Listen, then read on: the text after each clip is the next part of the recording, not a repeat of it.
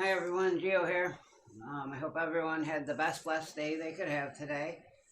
Today's Tuesday. I didn't have to work today, so I had the day off, and I had to go to treatment court today, which I got some really good news, and that was that I am now advancing to phase two, which means now instead of going every week, I get to go every other week, and they told me that I was doing a really good job, and that I've come a long way, and I got a lot of good feedback and everything. So it was pretty nice. But so something kind of happened when I was there though, because when I first got there, it was just me and one other person there, and we were told that we were going to go in one at a time.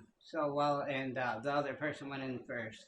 So while I was sitting out in the hallway, it occurred to me that this could be something dangerous. Like maybe why are they bringing us in separately when we always go in together? So generally, in like a situation like that, I would be worried about, oh my God, did they find this out, or did this thing come up, or whatever it might be, in the past, because I was always doing something that I had to be worried about. But today, I sat there in full confidence, knowing that I haven't done anything wrong, and there wasn't any reason, aside from whatever the reason was they were bringing us in separate, but it wasn't anything for me to worry about. So it was kind of a cool feeling, it's just really just think about that and just truly realize that that not doing anything wrong, you don't have to worry about anything. So that was a really cool thing, and it was just that the judge wasn't there today, so but they wanted, because had my advancement and they didn't want me to miss out on moving forward, so they had us come in anyway. So that was kind of cool though. So now I get to go every other week. So that's pretty nice moment for me, and shows that I've come come little ways in this journey so far. But and then after that, I had my one-on-one today at Beacon Center, but it was a phone interview today. But it was really nice, and my counselor that I have there, I don't want to give out names or anything because I don't know how anyone feels about that or permission-wise or whatnot. But she really is an amazing counselor, and she does really good job. Kind of like getting me to think about things that are important and think really to like realize different things about my recovery and just to understand different things, about like trying to figure out the reasons why, that I've done the things that I've done and what's gotten me through them, and to recognize them so I don't ever make the same mistakes again. So that was a really good thing as well. So overall, I had a really good day today, and but in talking with her and stuff, I get thinking about a lot of things from my past and things like that. And today, I just want to talk about how often I basically felt God's presence with me. And it started kind of back in 2017. I was in jail in 2017. It was the last time I went to jail before I went this year in 2023. But while I was there, I would go to church while in jail.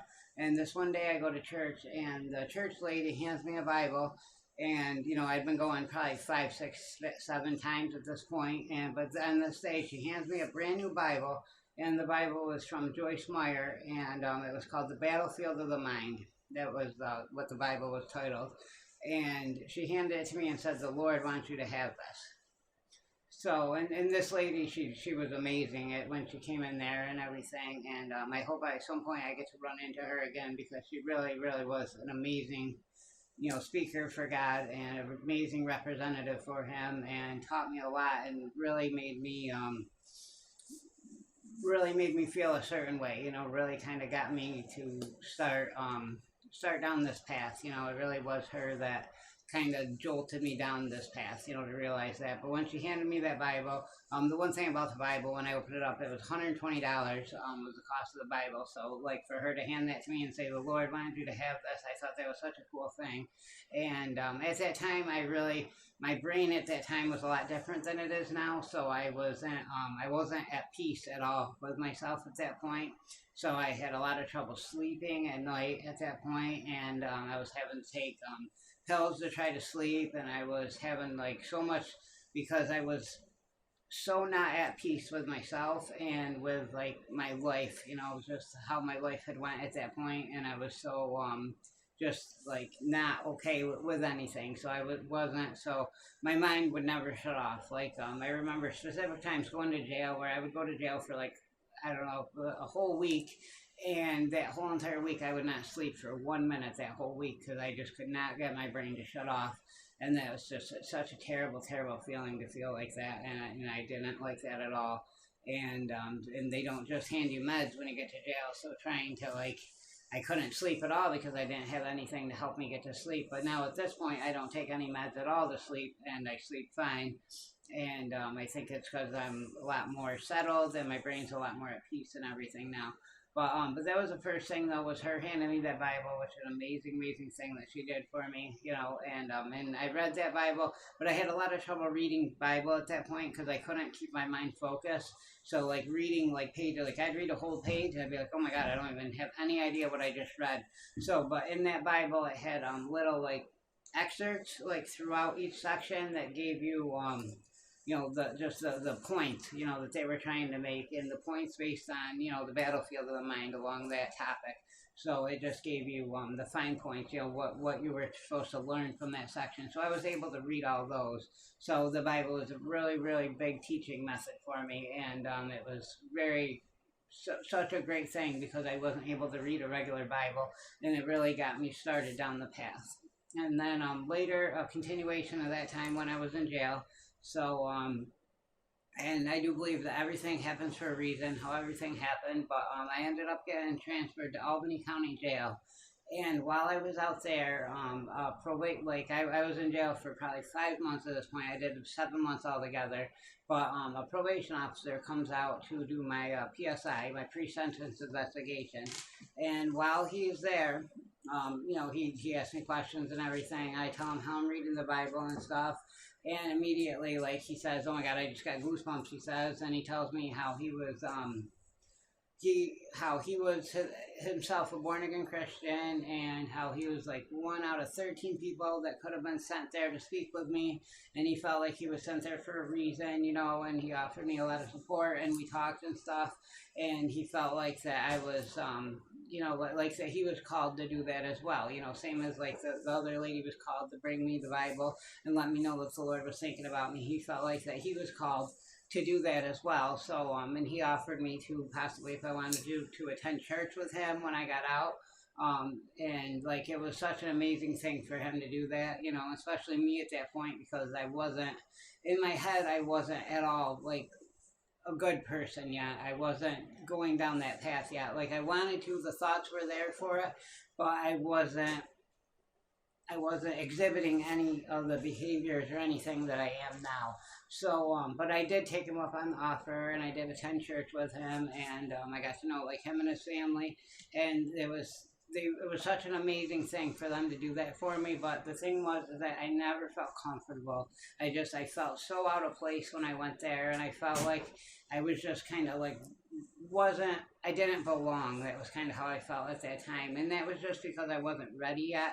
And I see that now, but by him doing that and everything, it got me. It was another point in my life that showed me, you know, that God was reaching out to me, and that I was meant to go down this path, you know, and that God was there for me. And but by him doing that, you know, and actually like making that effort like that to do that for somebody, like I never got over that, like how much of an amazing thing that was for him to put himself out there like that and do that for me. It didn't end necessarily on the best note because of, you know, the person I was still at that time. Like I was trying to stay clean, I was trying to do good, I wasn't necessarily doing drugs, but I was battling because I had prescriptions that I was misusing, and I was drinking alcohol at the time, which I'm not doing any of that now. So now it's a totally different thing.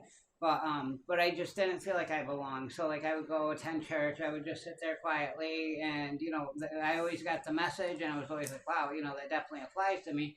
But never did I ever have a comfortability with being there. I just felt like I was like putting him out and different things like that. So, and I understand that a lot more now and everything. But looking back at all of it, you know, and the whole picture and stuff, and just looking back at just all the different things that have happened to me that have kept me here. And just how amazing it is that God is there, and that God has been trying to reach out to me, and that now that I'm here, you know, and I'm here now with him. So it's such a great thing, and I'm so happy to be where I'm at now and so thankful for it. I did get news today that someone had passed away that I knew, and it's possible there was an overdose, possibly not. I'm not exactly sure the circumstances, but it really got me thinking, if I was really to put down on a list the number of people that I know that passed away, I would say that it's got to be upwards of 40, that passed away due to addiction, due to this disease of addiction. And like some of them I was closer with than others, but there were some that I was really, really close with, and I took really hard, when those things happened. And at some point in time, because I always, when I pray and stuff, and I say things and stuff, I always tell when I pray to them and everything, I always pray that they're okay.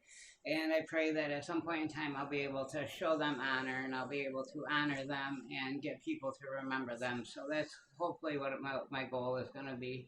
At some point in time, I can get to all that. But right now, I just want to share the thoughts on God and just share, those memories that I have of God reaching out to me and everything, and just tell you that if you can, just be open to it and be ready for it, because it will happen.